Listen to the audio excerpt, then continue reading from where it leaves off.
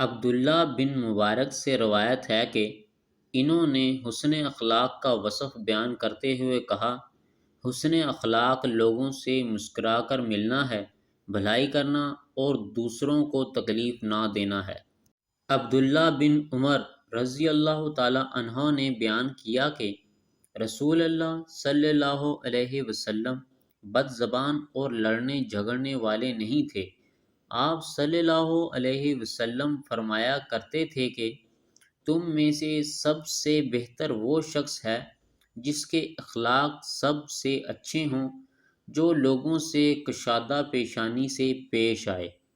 ابو ہریرہ رضی اللہ تعالی عنہ کہتے ہیں کہ رسول اللہ صلی اللہ علیہ وسلم سے اس چیز کے بارے میں سوال کیا گیا جو لوگوں کو بکثرت جنت میں داخل کرے گی، تو آپ نے فرمایا اللہ کا ڈر اور اچھے اخلاق۔ پھر آپ سے اس چیز کے بارے میں سوال کیا گیا جو لوگوں کو بکثرت جہنم میں داخل کرے گی، تو آپ صلی اللہ علیہ وسلم نے فرمایا منہ اور شرمگاہ۔ رسول اللہ صلی اللہ علیہ وسلم نے حسن بن علی رضی اللہ تعالی عنہ کو بوسہ دیا۔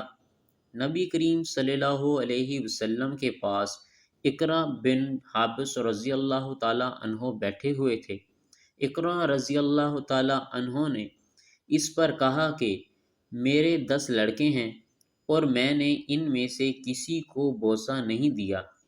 نبی کریم صلی اللہ علیہ وسلم نے ان کی طرف دیکھا اور فرمایا کہ جو اللہ کی مخلوق پر رحم نہیں کرتا، اس پر بھی رحم نہیں کیا جاتا۔ ابو ہریرہ رضی اللہ تعالی عنہ کہتے ہیں کہ رسول اللہ صلی اللہ علیہ وسلم نے فرمایا جو علم حاصل کرنے کے ارادہ سے کہیں جائے تو اللہ اس کے لیے جنت کے راستے کو آسان اور ہموار کر دیتا ہے۔ اس حدیث سے علم کی فضیلت ثابت ہوتی ہے۔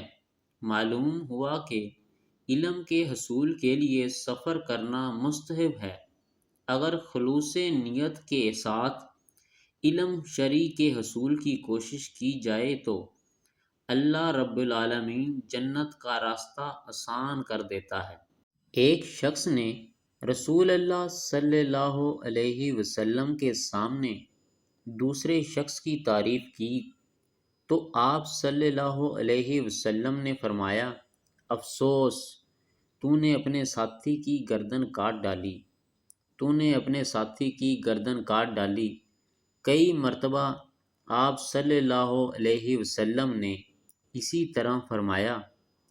پھر فرمایا کہ اگر کسی کے لیے اپنے کسی بھائی کی تعریف کرنی ضروری ہو جائے تو یوں کہے کہ میں فلاں شخص کو ایسا سمجھتا ہوں، آگے اللہ خوب جانتا ہے، میں اللہ کے سامنے کسی کو بے عیب نہیں کہہ سکتا، میں سمجھتا ہوں وہ ایسا ہے اگر اس کا حال جانتا ہو، اور میں اللہ کے علم کے مقابلے میں کسی کی خوبی بیان نہیں کر رہا، میں اسے ایسا سمجھتا ہوں۔